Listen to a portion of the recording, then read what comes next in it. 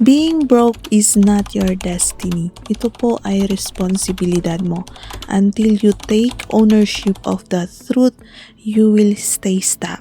Hindi dahil sa inyong trabaho, hindi dahil sa inyong boss, hindi po dahil sa economy, lalo na hindi dahil kung saan ka ipinanganak, but because of what you allowed yourself to believe.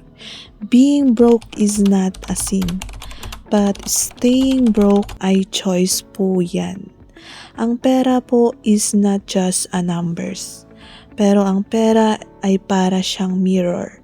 It reflects your mindset, your habits, your courage, and your self-worth. Bakit nga ba karamihan po sa atin ay broke? Number one reason, you're waiting for rescue instead of creating responsibility. Lagi kang nag-aantay kung ano ang ibibigay sa'yo ng government.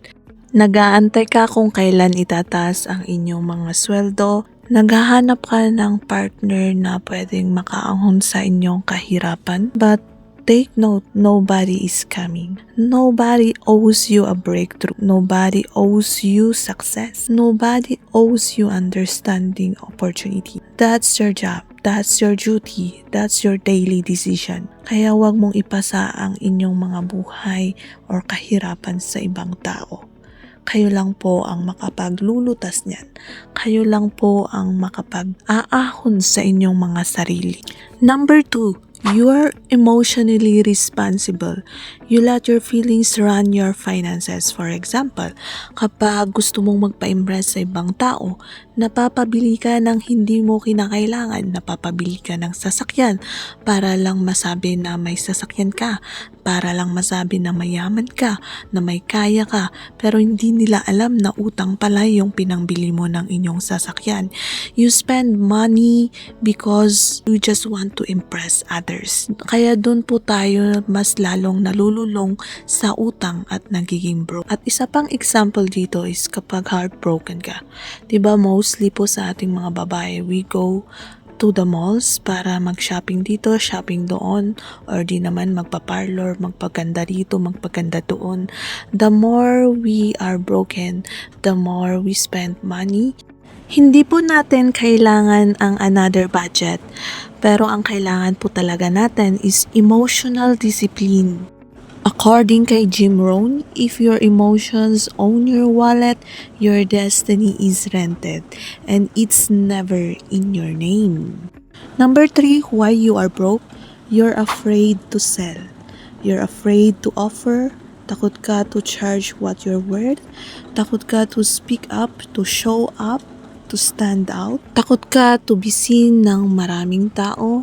Wala kang confident kaya nagtatago ka na lang. You whisper your value instead of shouting it with conviction. But here's the truth when it comes to money. Money flows to value. So if you don't own your value, don't be surprised when one pays you for it. Sabi nga ni Rich Dad, hindi ka pwedeng maging negosyante kung hindi mo alam magbenta. Selling is not manipulation. It's a service. It's the bridge between what you carry and who needs it.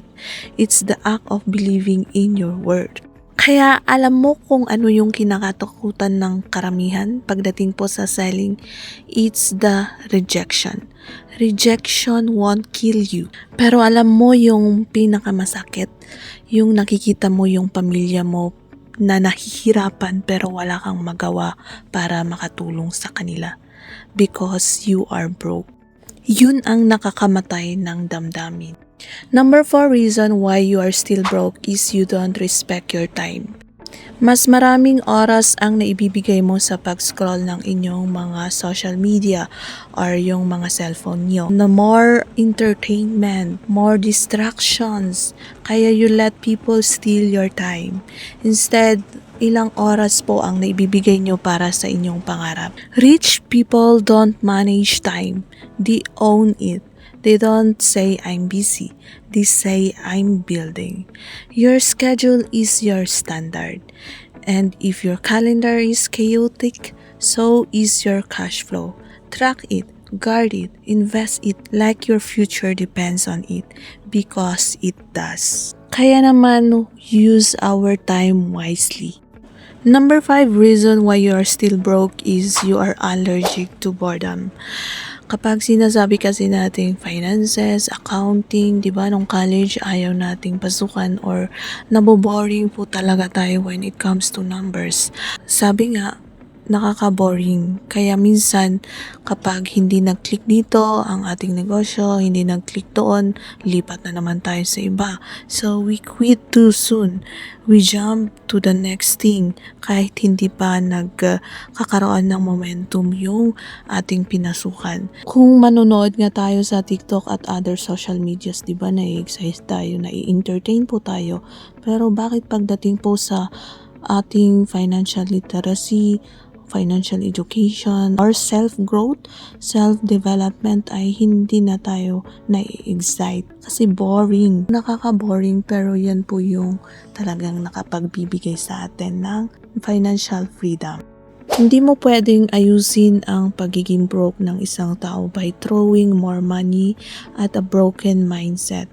You fix broke by refusing to be someone who tolerates being an average one more day. You fix broke when you finally say, I'm done pretending, done waiting. Hindi na po ako magpapa-impress, hindi na po ako gagawa ng isang bagay na makapaglulubog sa akin na utang, di ba? So, I hope these 5 reasons why we are still broke can be fixed by you yourself.